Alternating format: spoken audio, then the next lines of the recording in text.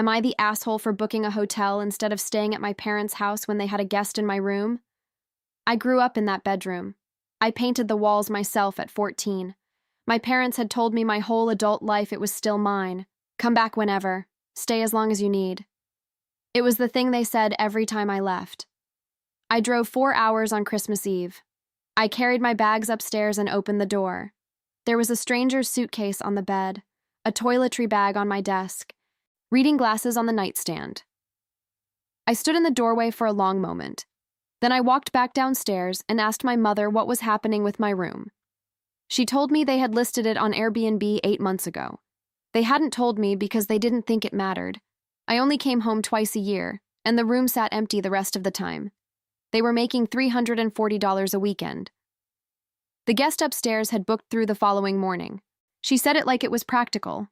Like the bed I had slept in since I was 7 was just a square footage calculation. I told her I was going to get a hotel.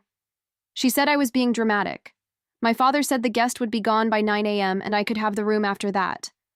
I asked whether that had been the plan, for me to wait in the living room on Christmas Eve while a stranger used my room. He said they hadn't really thought it through. That was the moment that landed. Not the Airbnb, not the money. The fact that they hadn't thought it through.